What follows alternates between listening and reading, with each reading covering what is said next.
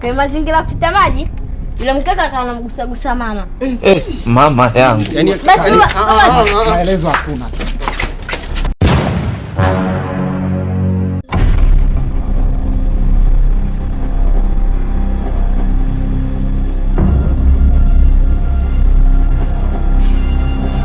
Unamkuta kavaa suti shati nzuri, unajua huyu mwanamume labda atapata maslahi, kumbe potea.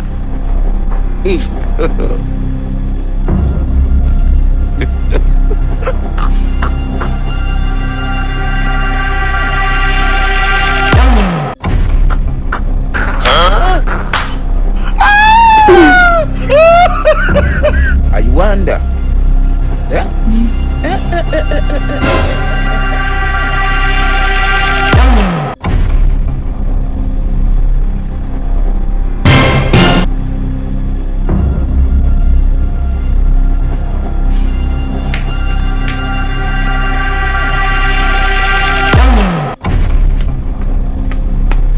Hivi kwa mfano mwanangu, unapata milioni 2 unafanya nini katika maisha? Milioni 2 mapema tu mwanangu, kwanza napata chukua buda. Na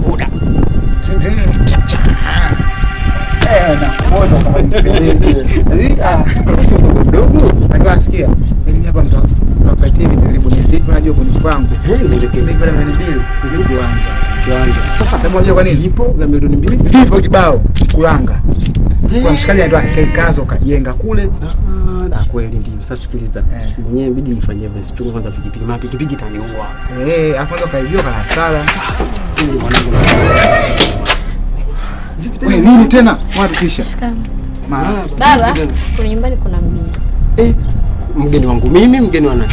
Mgeni wako. Mgeni huyo hamusu wewe, anihusu mimi. Wewe mgeni wake mama amekuja. Kuna baba hivi kaja, mimi hata simjui wala simuelewi. Amevaa shati yake sijui ya Simba ile sijui shati gani. Kwa Simba unaenda. Labda Mungu kafika nenda. Twende basi ndugu wangu, kwenda mwenyewe. Sio huyo. Kwa hivyo basi sikia tuondoke. Sio. Sasa mnaondoka mnajua mmejipangaje kule kama mzee ana bastola je?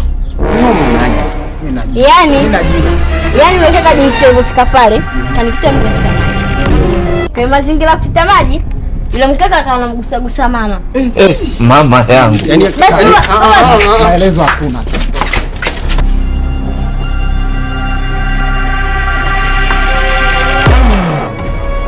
Basi ngoja mimi nenda kwanza. Sasa hapa sikiza mwanangu. Wewe kaendelee na kazi yako, mimi hapa nifanye kazi yangu. Nasikia kaka ifanye. Nenda pale. To.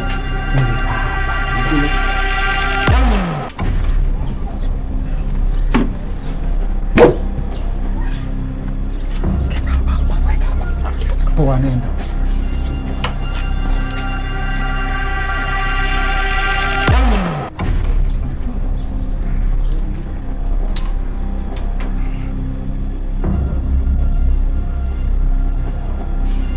Kwani alikupataje na ukamkubalia?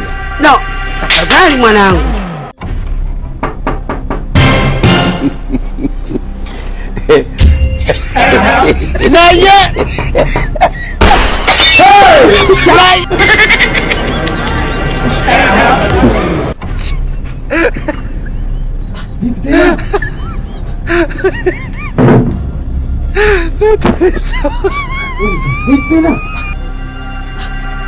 Ndio mchezo gani unanifanya surprise kama hivi?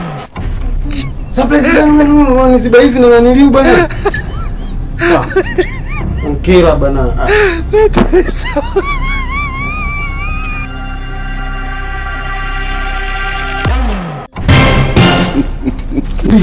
Tulia.